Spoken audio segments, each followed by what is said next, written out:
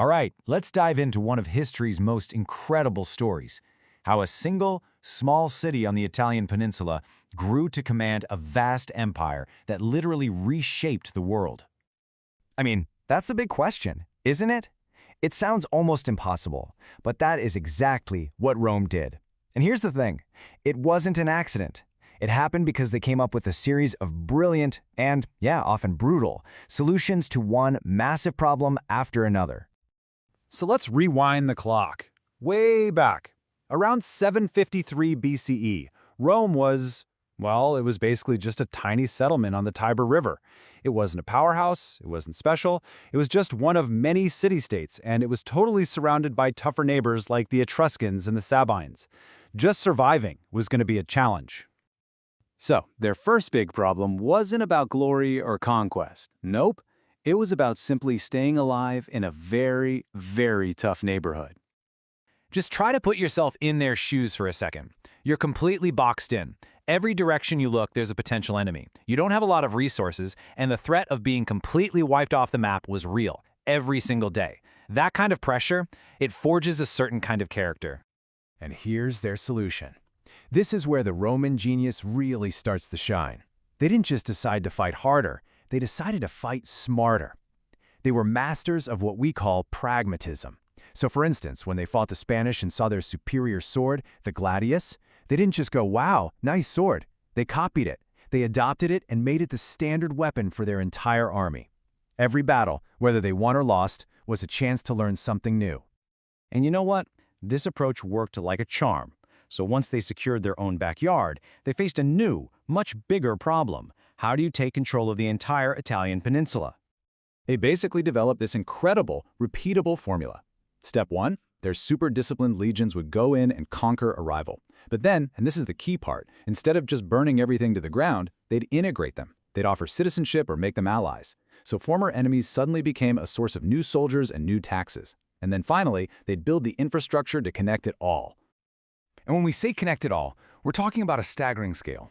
Over 80,000 kilometers of roads. And these weren't just dirt paths, okay? These were state-of-the-art military highways. They were the arteries of their growing power. It meant their legions could march with unbelievable speed to crush a rebellion or meet an invasion. This was the logistical backbone that held Italy together. So, with Italy now under their control, Rome starts looking out across the Mediterranean, and it sees its next huge problem. A superpower that controlled the seas and stood in the way of any further ambition. That superpower was Carthage.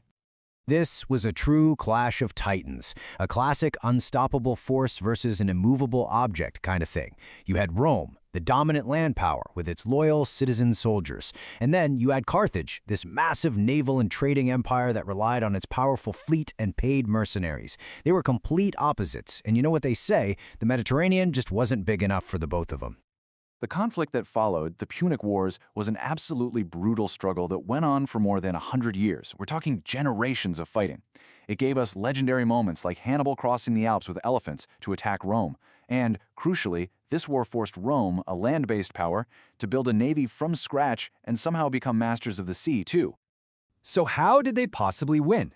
Well, it came down to this one absolutely crucial factor.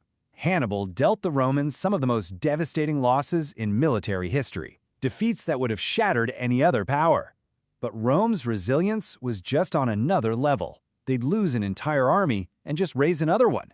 They simply, utterly refused to give up.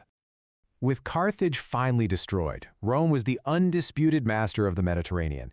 But, massive success creates its own massive new problems. The big one now was internal. How does a republic, a system designed to run a small city-state, actually manage a global empire?